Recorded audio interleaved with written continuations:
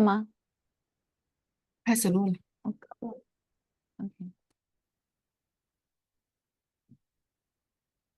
Sutra of the Medicine Buddha, translated from Sanskrit into Chinese by the Tang Dynasty Tripitaka Master Xuanzang, translated into English by Min Tan and P.D. Lee, 2001, edited in blue by Daisy Spirit and Enid Spirit, according to the instructions of the kind mentor Benny Spirit, of Buddha's Practice Incorporated in June 2024.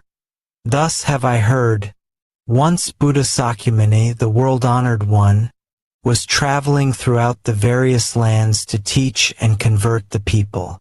When he arrives in Vaisali, he rested under the tree of music, accompanied by 8,000 great bhiksus. An immeasurably great assembly, including 36,000 great bodhisattvas as well as kings, great ministers, Brahmins, laymen and women, the 8 types of divinities and other human and non-human beings, gathered respectfully around the Buddha as he preached the Dharma.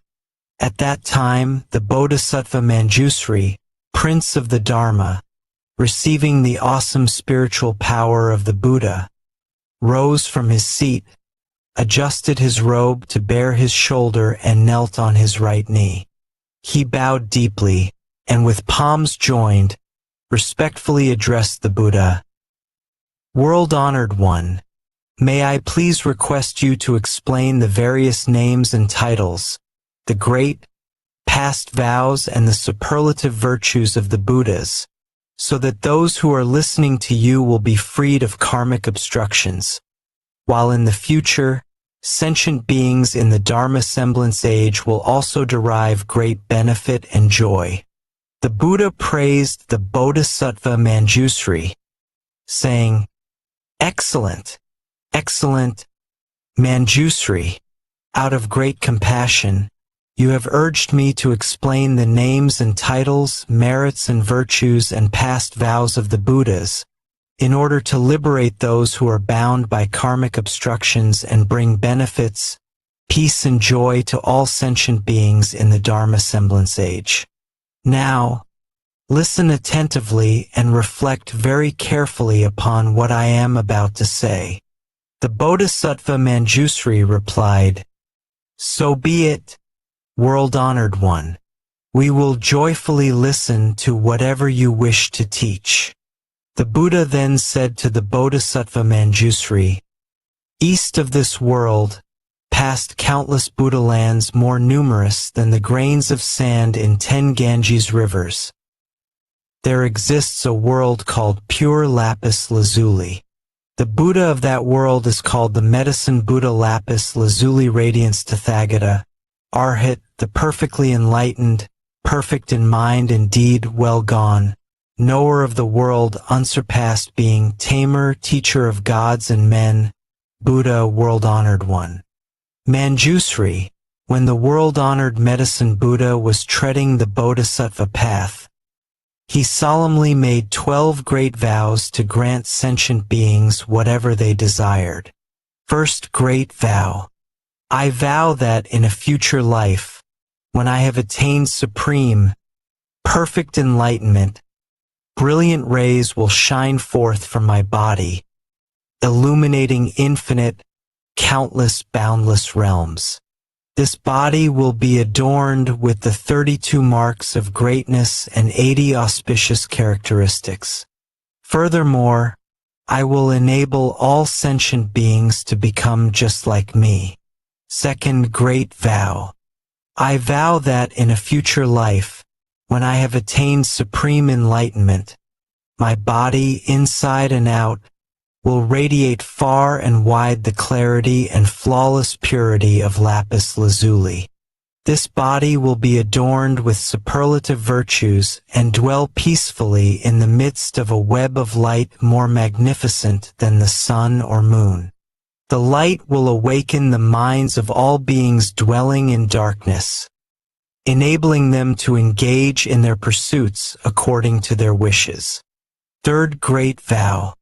I vow that in a future life, when I have attained supreme enlightenment, I will, with infinite wisdom and skillful means, provide all sentient beings with an inexhaustible quantity of goods to meet their material needs. They will never want for anything. Fourth Great Vow.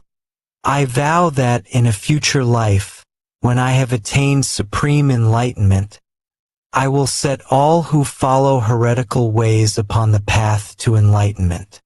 Likewise, I will set those who follow the Sravaka and Pratika Buddha ways onto the Mahayana path. Fifth Great Vow.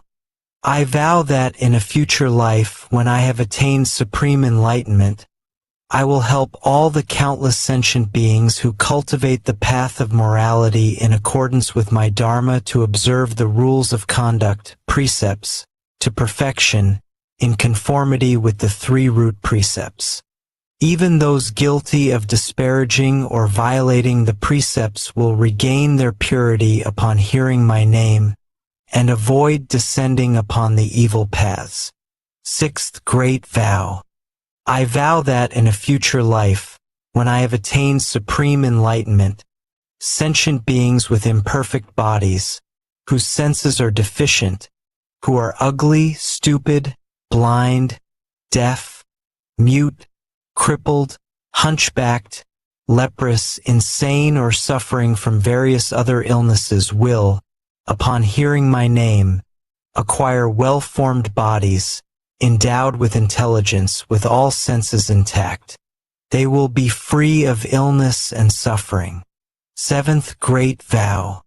I vow that in a future life, when I have attained supreme enlightenment, sentient beings afflicted with various illnesses, with no one to help them, nowhere to turn, no physicians, no medicine, no family, no home, who are destitute and miserable will, as soon as my name passes through their ears, be relieved of all their illnesses.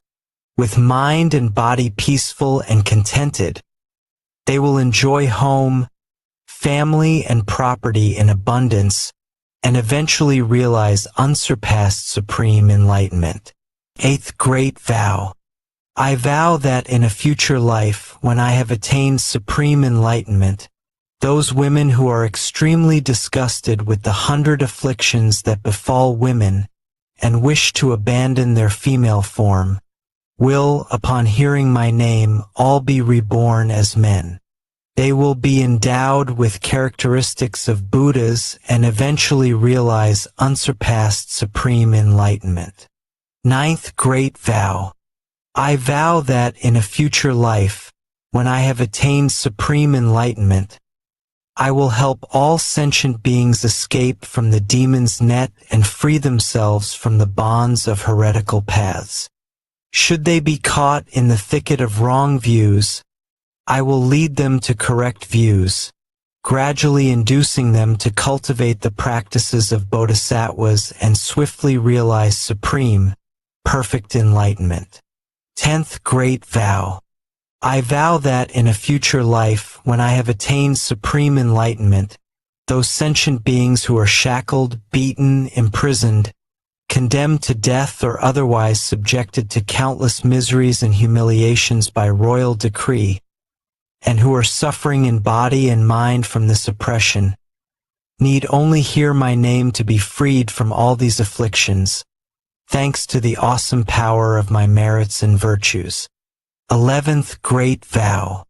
I vow that in a future life, when I have attained supreme enlightenment, if sentient beings who are tormented by hunger and thirst, to the point of creating evil karma in their attempts to survive, should succeed in hearing my name, recite it single-mindedly and hold fast to it, I will first satisfy them with the most exquisite food and drink. Ultimately, it is through the flavor of the Dharma that I will establish them in the realm of peace and happiness. 12th Great Vow. I vow that in a future life, when I have attained supreme enlightenment, if sentient beings who are utterly destitute, lacking clothes to protect them from mosquitoes and flies, heat and cold, and are suffering day and night should hear my name, recite it single-mindedly and hold fast to it, their wishes will be fulfilled. They will immediately receive all manner of exquisite clothing, precious adornments, flower garlands and incense powder, and will enjoy music and entertainment to their heart's content. Manjusri, these are the 12 sublime vows made by the world-honored medicine Buddha Lapis Lazuli Radiance Tathagata, Arhat, the perfectly enlightened, when he was cultivating the Bodhisattva path. Manjusri, as to these great vows made by the medicine Buddha while he was following the Bodhisattva path, as well as the merits, virtues, and adornments of his Buddha land, I cannot possibly describe them all, not even if I were to speak for an aeon or more. However, this Buddha land is utterly pure. You will find no women, no evil paths, nor even cries of suffering there. In this land, the ground is made of lapis lazuli, the boundaries are demarcated with golden cords, the towns, towers, palaces, pavilions, as well as the balconies, windows, and draperies are all made of the 7 treasures. The merits, virtues, and adornments of this realm are identical to those of Amitabha Buddha's pure land in the West. In this land dwell 2 great Bodhisattvas, universal solar radiance and universal lunar radiance. Among the countless Bodhisattvas, they are the leaders. Each in turn will succeed the medicine Buddha and succeed to his true Dharma treasury. For these reasons, Manjusri, all devout men and women should vow to be born in this land. Buddha Sakyamuni then told the Bodhisattva Manjusri, there are sentient beings who cannot tell right from wrong. They are greedy and mean, do not practice charity, and do not understand the rewards of generosity. They are ignorant and unintelligent. Lacking the foundations of faith, they amass riches which they assiduously hoard. Whenever they come across anyone seeking charity, they become annoyed. If forced to give, they feel as much pain and regret as if they were parting with their own flesh. Moreover, there are also countless sentient beings who are miserly and avaricious. They spend time amassing wealth, while not daring to spend it even on themselves, let alone on parents, spouse, children, servants, or beggars. Upon their death, these stingy persons will descend onto the paths of hungry ghosts or animality. However, even though they may suffer such a fate, if in a previous existence in the human realm they happen to hear the name of the medicine Buddha, and now recall and recite his name even briefly, they will immediately vanish from the evil paths to be born once more among humans. However, they will remember their stay on the evil paths and, dreading their past suffering, will cease to wallow in worldly pleasures. They will gladly practice charity themselves, praise others who do so, and will no longer be stingy. Eventually, they will even be able to donate their head, eyes, limbs, blood, flesh, or other parts of their bodies to those who need them, not to mention mere material possessions. Moreover, Manjusri, there are sentient beings who have accepted the teachings of the Tathagata but have violated the precepts, moral rules, or they have not violated the precepts but have broken the regulations. Or else, while they have violated neither the precepts nor the regulations, they have disparaged right views. Or they have not disparaged right views but have abandoned extensive study of the Dharma and thus cannot explain the profound meaning of the sutras preached by the Buddha. Or else, although they may be learned, they have grown conceited. Because conceit clouds the mind, they believe that they are in the right and others are in the wrong. Therefore, they deprecate the correct Dharma and ally themselves with demons. Such deluded persons not only follow wrong views themselves, they also lead countless other sentient beings into the same great pitfall.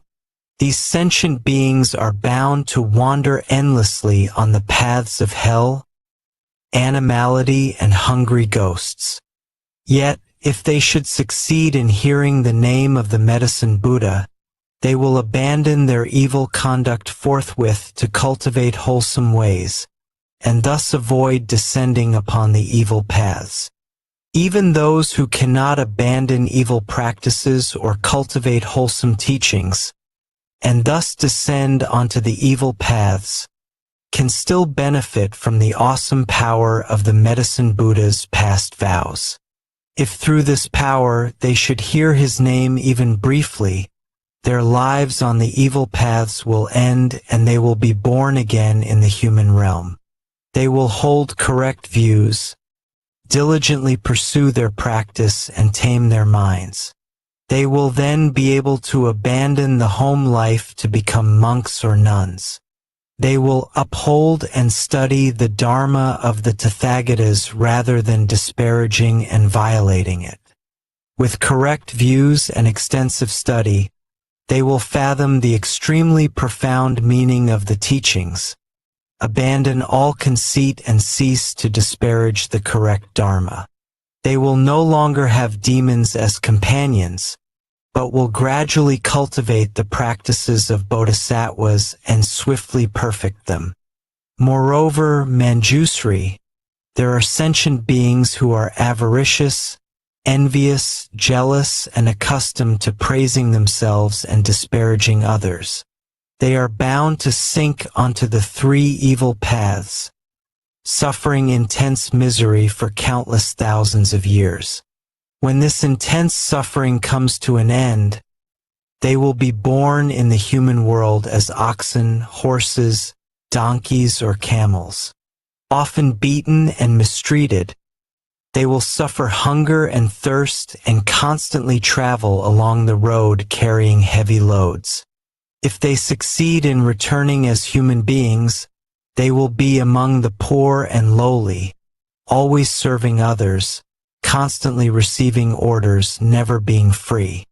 However, if any of them, in a former incarnation as a human being, have heard the name of the world-honored Medicine Buddha and, as a result of this good cause, now remember and single-mindedly take refuge in him, they will, thanks to this Buddha's spiritual powers, escape all suffering. Their senses will be sharp and they will be wise and learned, constantly seeking the supreme teachings and meeting with Buddhas or Bodhisattvas. They will break forever through Mara's net, smash the shell of delusion, dry up the river of afflictions, and thus escape all the worry and suffering of birth, old age, disease, and death. Moreover, Manjusri, there are sentient beings who love to quarrel, create schisms, and engage in legal disputes. They constantly make themselves and others suffer, creating and increasing all kinds of evil karma with body, speech, and mind. They plot against one another without mercy, while invoking the spirits of mountains, forests, trees, and tombs. They kill sentient beings and use their flesh and blood to propitiate the Yaksa and Rakshasa demons. They may take advantage of various evil or deviant methods to harm others. However, if the victims succeed in hearing the name of the Medicine Buddha, none of these evil practices can harm them. Moreover, everyone concerned will develop compassionate minds, endeavoring to benefit and bring peace and joy to others. They will abandon their harmful thoughts and their angry, spiteful minds, and all parties will be happy and satisfied with what they have. They will cease to encroach upon others, but will instead seek to benefit one another.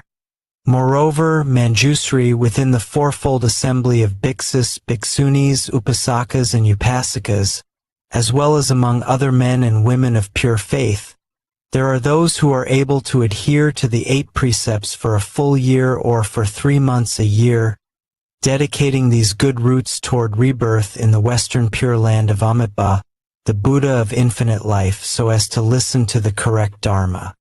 If their rebirth in the Pure Land is still uncertain, but they hear the name of the world-honored Medicine Buddha, then, at the time of death, 8 great Bodhisattvas, namely Manjusri, Avalokitesvara, Mahasthamaprapta, Akshayamati, Ratnakandana, Vaishajyaraja, Vaishajyasamudgata, and Maitreya will traverse space and descend to show them the way. They will thereupon be reborn spontaneously in jeweled flowers of many hues. Moreover, there are those who are born in the celestial realms, thanks to hearing the name of the Medicine Buddha. Despite their birth in the celestial realms, their good roots are still not exhausted, and thus they will not be born again on the evil paths. When their lifespan in the celestial realms comes to an end, they may return to the human world as wheel-turning kings, ruling over the 4 continents around Mount Sumeru. With awesome virtues and ease, they will set countless hundreds of thousands of sentient beings onto the path of the 10 virtues. Or else, such persons may be born as Kshatriyas, the military ruling class, or Brahmins or laymen of great families, with abundant wealth and overflowing granaries and storehouses. They will be endowed with noble features, numerous family members and retainers, as well as intelligence, wisdom, bravery, vigor, and the imposing demeanor of a great hero. Likewise, if there is any woman who hears and single-mindedly holds fast to the name of the Medicine Buddha, she will never again be born in female form. Manjusri, after the Medicine Buddha attained supreme enlightenment, he realized, by virtue of his past vows, that sentient beings endured various diseases. Some were the targets of black magic or various poisons, while others suffered short lives or untimely death. At that time, seeking to put an end to these miseries and fulfill the desires of sentient beings, he entered a samadhi called eliminating all the suffering and afflictions of sentient beings. Once he entered that samadhi, a brilliant light shone forth from his ana as he uttered a great dharani. Namo Bhagavate Vaishajaya Guruvedurya Prabharjaya Tathagataya. Art hate Samyak Sambadhaya Tadayatha. Om Baishaji Baishaji Baishajya Samadgate Svaha. As soon as the Medicine Buddha, in his radiance, had uttered this dharani, the entire cosmos rumbled and shook. Brilliant lights shone forth, allowing all sentient beings to escape disease and suffering and enjoy peace and happiness. Manjusri, if you come across any man or woman suffering illness, you should constantly cleanse him, bathe him, and rinse his mouth. You should single-mindedly recite this dharani 108 times on his behalf, over his food, medicine, or water from which insects have been removed. Once he has consumed the food or drink, his illness and suffering will disappear. If the patient has a particular wish and single-mindedly recites this dharani, his wish will be fulfilled. He will be free of disease, enjoy a longer life, and, at death, be born in the realm of the Medicine Buddha. He will then be beyond retrogression and eventually realize supreme enlightenment. Therefore, Manjusri, any man or woman who single-mindedly reveres and respectfully makes offerings to the Medicine Buddha should constantly recite this dharni, never letting it out of his mind. Moreover, Manjusri, upon hearing the various names of the Medicine Buddha lapis lazuli radiance Tathagata, Arhat, the perfectly enlightened, men and women of pure faith should recite and hold fast to this name. Each morning at dawn, having bathed themselves and cleaned their teeth, they should make offerings of fragrant flowers, incense, perfume, and various kinds of music before an image of this Buddha. Furthermore, they should copy this sutra or have others do so, as well as single-mindedly recite it and listen to explanations of its meaning. They should offer all the necessities of life to the Dharma masters who teach this sutra, making sure they lack nothing. In this way, devout men and women will be under the protection of the Buddhas. All their wishes will be fulfilled and they will eventually realize supreme enlightenment. The Bodhisattva Manjusri then respectfully addressed the Buddha, "O world-honored one, I vow that in the Dharma semblance age, I will use every skillful means to help men and women of pure faith hear the name of the world-honored Medicine Buddha. Even in their sleep, I will awaken their consciousness with the name of this Buddha.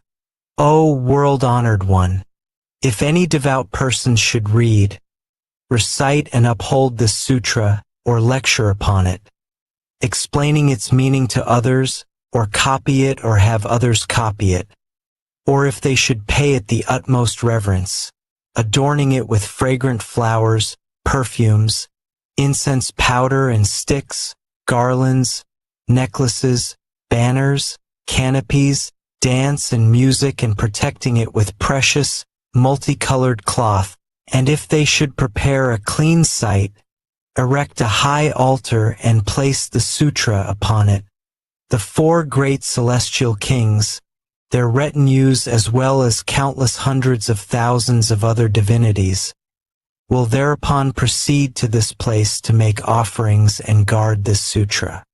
World-honored one, wherever this treasure of a sutra has spread and there are people capable of upholding it, you should know that, thanks to the Medicine Buddha's past vows, his virtues and the power of his name, the place will be free of untimely death. In that place, there will no longer be evil demons or spirits to sap the vital energy of the people. Even if there were, these devout men and women would recover, enjoying good health and peace of mind. The Buddha then spoke to Manjusri, so be it, Manjusri. It is just as you say. If men and women of pure faith wish to make offerings to the world-honored Medicine Buddha, they should first make an image of this Buddha, and then place it upon a pure, clean altar. They should scatter all kinds of flowers, burn all varieties of incense, and adorn the place with banners and pennants. For 7 days and nights they should adhere to the 8 precepts, consume only pure food, bathe and perfume themselves, put on clean, fresh clothing, and keep their mind undefiled, free of anger or malice. They should develop feelings of kindness, compassion, joy, and giving toward all sentient beings, while bringing them benefits, peace, and happiness. They should play music and sing the praises of the Medicine Buddha, while circumambulating his image in a rightward, clockwise direction. Moreover, they should bear in mind his merits, virtues, and past vows, while reading and reciting the sutra, reflecting on its meaning and explaining it to others. Whatever they wish will then be fulfilled, whether it be longevity, wealth, or anything else, such as official position or the birth of sons and daughters. Moreover, if any sentient beings suddenly suffer nightmares and witness all kinds evil omens, such as flocks of strange birds, or hundreds of ominous signs throughout their homes, they need only venerate the world-honored Medicine Buddha with all kinds of wonderful offerings, and the nightmares, evil omens, and inauspicious signs will all disappear, no longer able to cause them harm. If any sentient beings are in fear of water, fire, knives, poison, falling off a precipice, or of vicious beasts, such as wild elephants, lions, tigers, wolves, bears, venomous snakes, scorpions, centipedes, millipedes, infectious mosquitoes or gnats, they need only single-mindedly recall and recite the name of the Medicine Buddha, while respectfully making offerings to him, and they will escape all these terrors. If a country should be subject to foreign invasion, banditry, or rebellion, the inhabitants need only recall and recite the name of the Medicine Buddha, while paying homage to him, and all these calamities will likewise disappear. Moreover, Manjusri, there are men and women of pure faith who throughout their lives have not worshipped any deities, but have single-mindedly taken refuge in the Buddha, the Dharma, and the Sangha, and upheld the precepts, the 5 or 10 lay precepts, the 400 Bodhisattva precepts, or the 250 bhiksu or 500 bhikshuni precepts. However, if any of them have violated the precepts they have taken and fear falling onto an evil path, they should concentrate on reciting the name of the Medicine Buddha and respectfully make offerings to him. They will then certainly avoid rebirth on the 3 evil paths.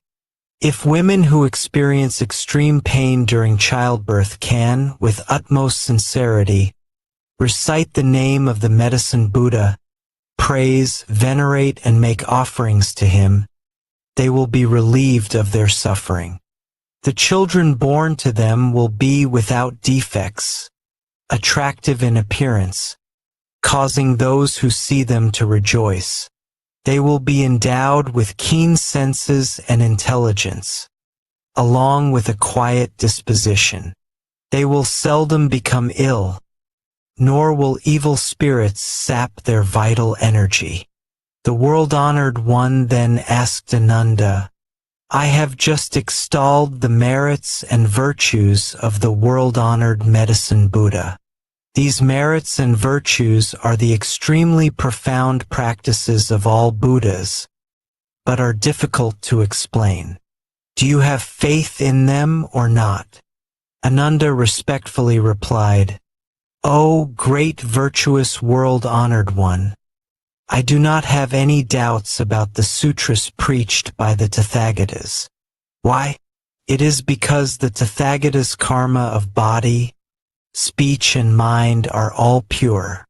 O world-honored one, the sun and the moon may fall, Mount Sumeru, the majestic king of mountains, may tremble, but the words of the Buddhas can never change. O world-honored one, some sentient beings, whose roots of faith are deficient, may hear of the sublime practices of the Buddhas and think, how can we obtain these merits, virtues, and great advantages just by reciting the name of the Medicine Buddha alone? Because of this lack of faith, they even develop disparaging thoughts, thus forfeiting great benefits and remaining in the long, dark night of ignorance.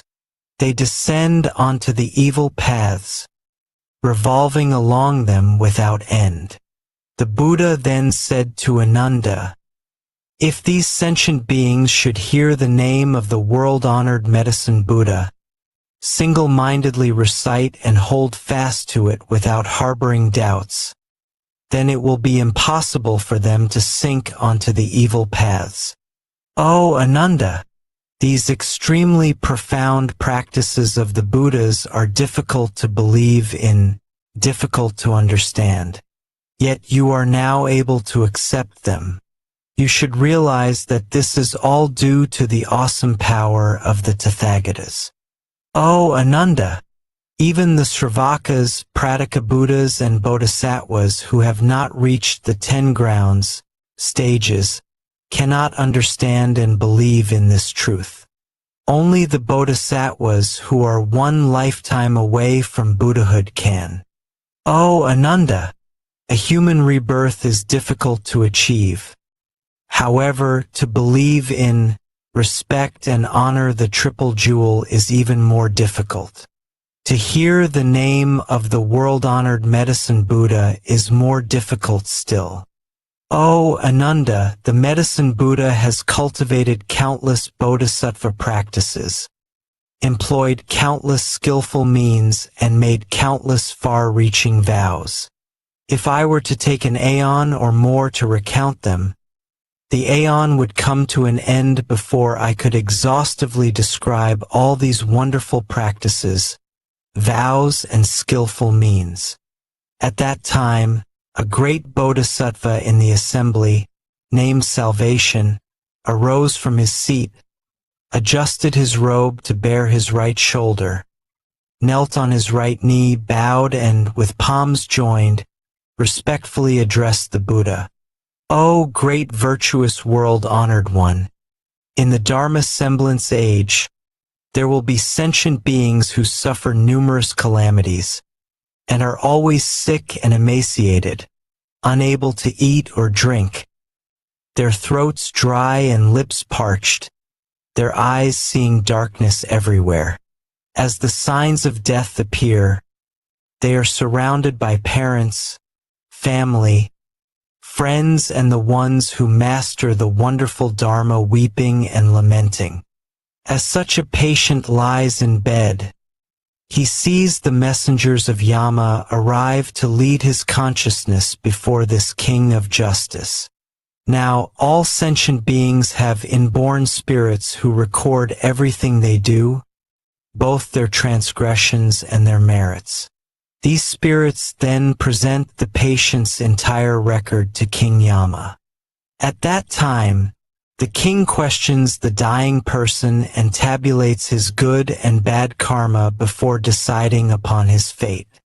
If, at that point, the relatives and the ones who are proficient in wonderful dharma of the patient are able to take refuge in the world-honored Medicine Buddha on his behalf, invite monks and nuns to recite this sutra, light 7-tiered lamps, and hang multicolored longevity banners, his consciousness may return then and there, and he will see himself clearly as though in a dream.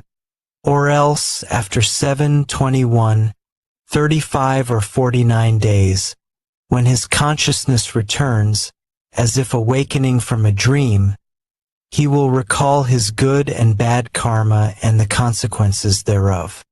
Having personally witnessed the consequences of karma, he will never again create evil karma, even if his life is in danger. Therefore, men and women of pure faith should uphold the name of the Medicine Buddha, venerate and make offerings to him according to their means. Ananda then asked the Bodhisattva Salvation, "Good man, how should we venerate and make offerings to the world-honored Medicine Buddha, and how should we make the longevity penance and lamps?" The Bodhisattva Salvation replied, "Virtuous one, in order to help the patient recover, you should adhere to the 8 precepts for 7 days and 7 nights, make offerings of food, drink, and other necessities to a group of monks and nuns in accordance with your means, pay homage and respectfully make offerings to the world-honored Medicine Buddha 6 times a day and recite this sutra 49 times. You should light 49 lamps, make 7 images of the Medicine Buddha and place 7 lamps, each as large as a cartwheel, before each image, letting them burn continuously for 49 days and nights. You should also make multicolored banners, 49 hand lengths long. Furthermore, you should release 49 species of animals, thus sparing their lives. The patient may then escape danger and will not be under the sway of evil demons, nor subject to untimely death. Moreover, Ananda, when the anointed Kshatriya kings find themselves beset by calamities, such as epidemics, foreign invasion, internal insurrection, an adverse alignment of the stars, an eclipse of the sun or the moon, unseasonable storms, or a failure of the monsoons, they should develop compassionate feelings toward all sentient beings. They should also pardon prisoners and make offerings to the world-honored Medicine Buddha in accordance with the rites described earlier. Thanks to these good roots and the power of the Medicine Buddha's past vows, peace and stability will immediately return to the affected countries. The rains and winds will be favorable. Crops will be ripe on time and everyone will be healthy and happy. The country will be free of evil yakshas out to harm the populace. All the evil omens will immediately disappear, and these anointed Kshatriya kings will enjoy greater longevity and vitality, finer appearance as well as greater health and freedom than ever before. O Ananda, the queens, consorts, princesses, royal heirs, great ministers, court ladies, officials or commoners who suffer disease and other misfortunes should also make offerings to the Medicine Buddha.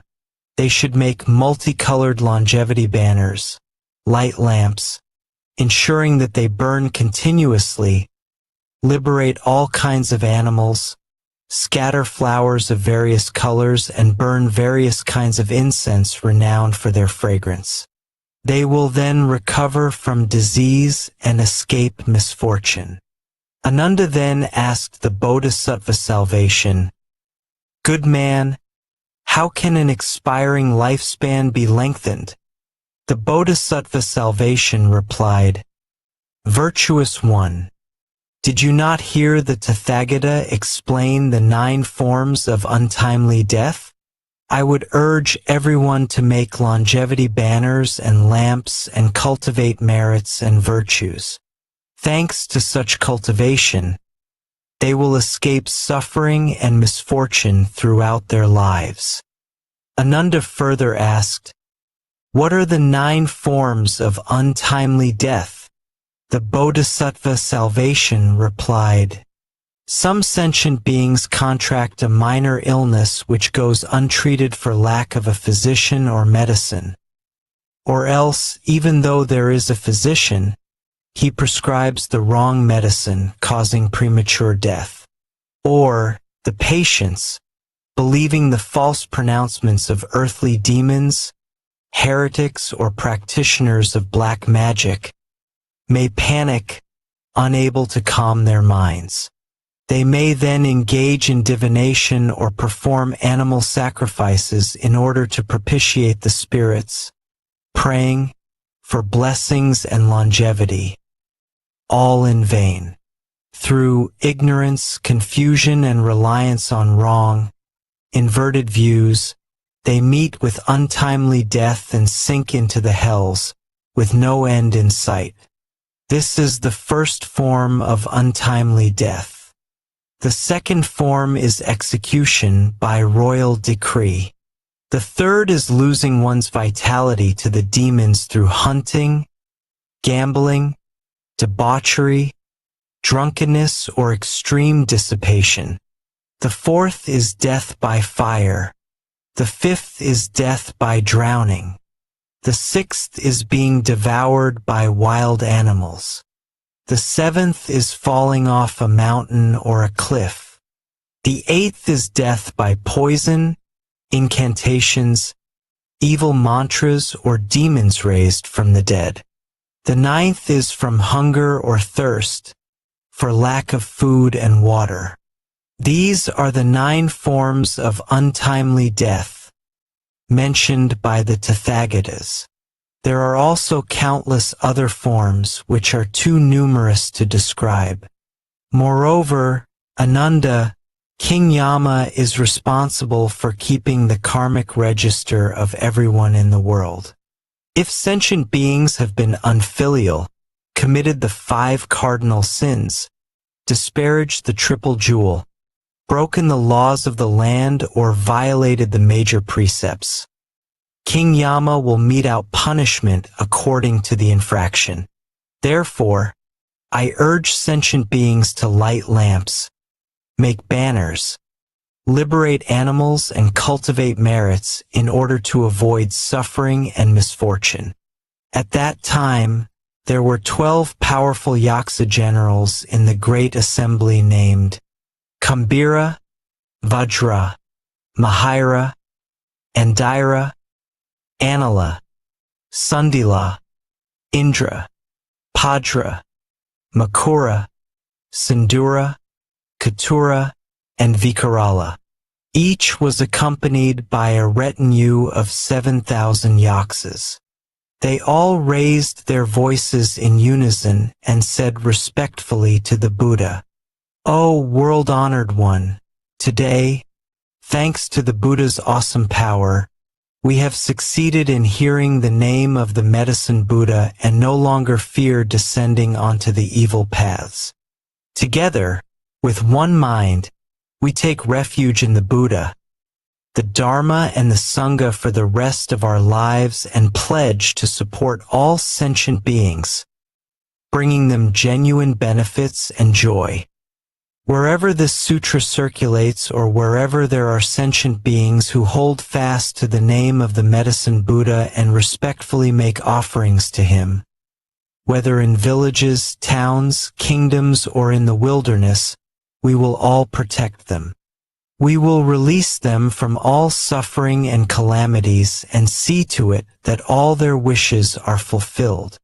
Sentient beings afflicted by disease or calamity and wishing to escape should also read or recite this sutra.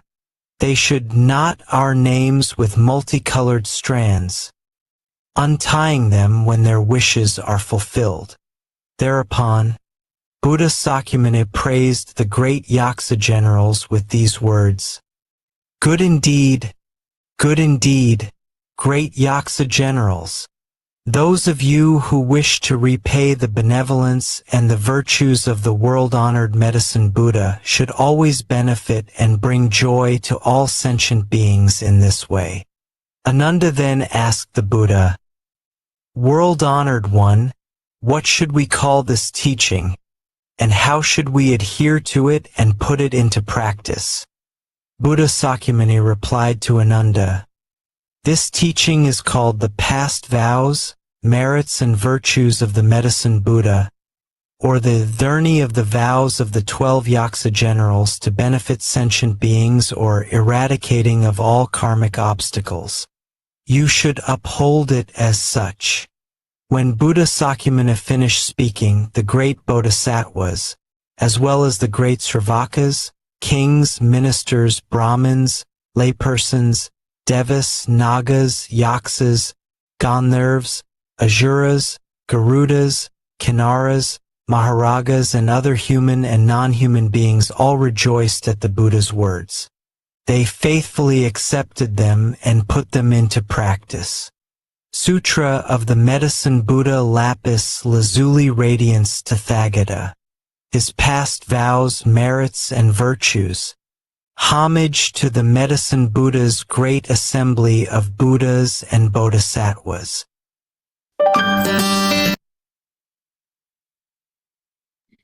Yeah. Homage to the Medicine Buddha's great assembly of Buddhas and Bodhisattvas. Homage to Shakyamuni Buddha. Homage to our account mentor, Benny. So that's all for today. Thank you so much for your time, Daisy and Jean. Have a beautiful day. Thank you. Have a wonderful day. Yeah, see ya.